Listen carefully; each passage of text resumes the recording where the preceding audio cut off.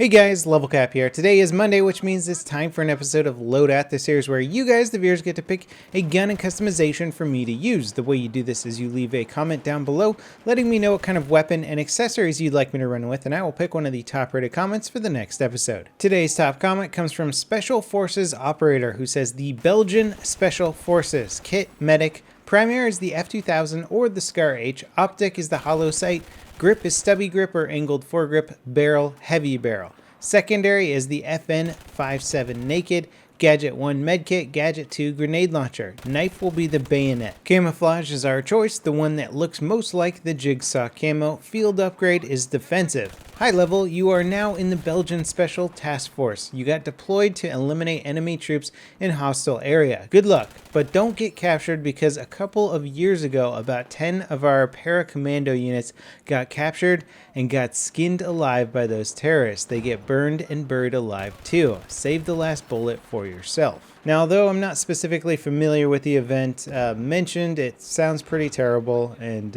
all I can do is offer my condolences. Now, we are playing Battlefield, a totally fictional game where we're using weapons from all over the world in fictional battles. Nobody is getting captured alive in this game, but we can replicate some of the loadouts that soldiers around the world would use. Just like in this one, we'll be using the Belgian Special Forces with the F2000. Now, I don't often use the F2000 frequently in Battlefield 4. I did use it a lot in Battlefield 3, depending on what patch it was. At one point, it was one of the best guns in the game, as things tend to shift around as patches come out. Guns get buffed, guns get nerfed, and the F2000 was absolutely wrecking. The F2000 is a decent gun in this game. In fact, I was doing incredibly well with it. Part of what makes it so good is the 850 round per minute rate of fire, making it the third fastest firing assault rifle in the game. Because of its bullpup design, it has a longer reload, but benefits from decent hipfire accuracy. So as we've got a laser sight on here, that'll allow us to hipfire even better if we choose to use it. Now, honestly, if you're going up against really good players, most of the time you're going to want to aim down sight and get the most precise shots as possible to get those higher damage multipliers, but sometimes it just makes more sense to hipfire away. The only time I'll really choose to hipfire over ADS is if somebody's insanely close to me, or I start by hipfiring because somebody surprises me or starts shooting at me first, and then I sort of transition to aiming down sights during that firing cycle. Now, something that DICE decided to do a while ago when they were sort of messing around with the netcode and damage model and people seemingly dying in one frame was to try and standardize the damage model for assault rifles. So none of them were doing 25 damage per shot, but instead 24.5 to sort of avoid the 4-shot kill, thinking that 5 shots would basically prevent more of the one-frame deaths and stuff like that.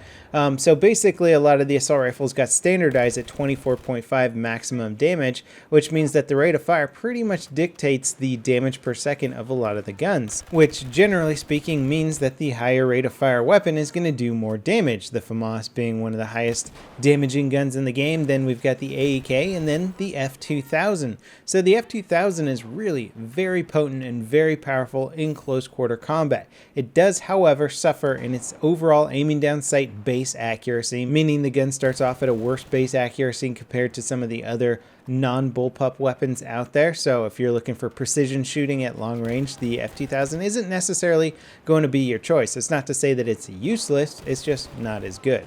Now you might be thinking, well, everyone's using the AEK, right? Because it does massive damage. Why would I pick the F2000 over something like the AEK? Well, there's a few benefits to the F2000 over the AEK. For starters, the recoil is not necessarily as severe with the F2000 as it is with the AEK. In fact, the AEK has much stronger pull to the right, and the F2000 has a little bit of pull to the left. So it's a little bit easier to manage the side-to-side recoil with the F2000. If that's something you struggle with, you might want to try out this gun instead. Then, of course, there's the slight hipfire benefit, which I mentioned earlier. I personally don't think a hipfire bonus is really worthwhile unless it's like an incredible hipfire bonus to the point where you can shoot the gun from the hip instead of aiming down sights at a lot of different ranges. Anything below that, and I find it not that useful, for the most part useless, until it gets to that sweet spot where you can choose to use hipfire over ADSing, then I think it's kind of a worthless benefit. The F2000 has it, and yeah, you might get a kill here or there that you may have not gotten with another gun,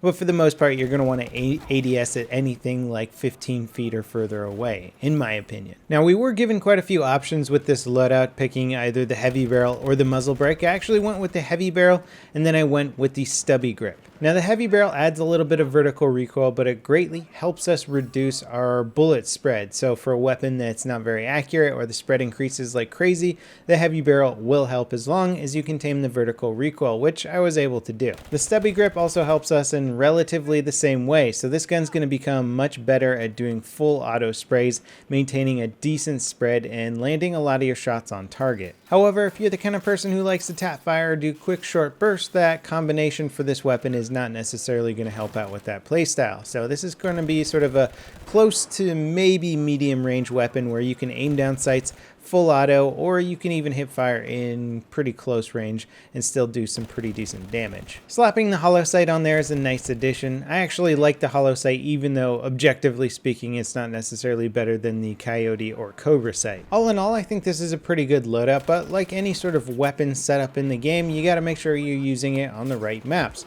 Big, wide open maps are not going to be the place to use the F2000 with pretty much any setup.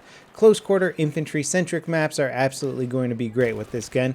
Definitely TDM style maps like the one I'm playing here on Golmud Railway, or rush maps that are a little bit more close quarter centric. Zavad 311 would not be a bad rush map to try this out on, but there are some points that are too long a range. It's not a highly adaptable weapon. It's very good again in this specific situation I'm using it in, which is pretty much exclusively TDM with infantry. But outside of that game mode, once we start getting further and further away, we're going to start getting wrecked by weapons that can just out damage us at those ranges. Weapon handling is one very important part of the game, but the other important part is knowing when to use that specific weapon, and it makes such a big difference in your overall performance. When I'm using a gun that's meant for the situation at hand, I do way better than when I'm trying to make a gun work in a situation that it wasn't designed for. We're going to be noticing these tendencies much more so in Battlefield 1, so understanding your weapons in that game is going to be even more important than in Battlefield 4.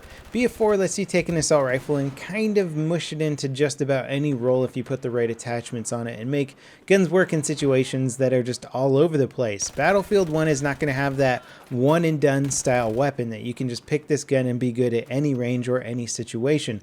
So understanding your weapon and your role is going to be so much more important in that game, and I cannot wait to start doing loadout videos in BF1. Anyway, that pretty much wraps it up for today's episode of Loadout. I would recommend trying out this loadout if you're a fan of the Belgian assault weapons, or you just want to try out something different in a close quarter infantry centric map. Be sure to stay tuned for tomorrow's video, as there's some cool stuff coming your way that I can't really tell you what it is yet, but just some more info, we'll say. A little bit more info coming your way. So make sure you watch that video. As always, guys, thanks for watching, and I'll see you next time. This is LevelCap signing out.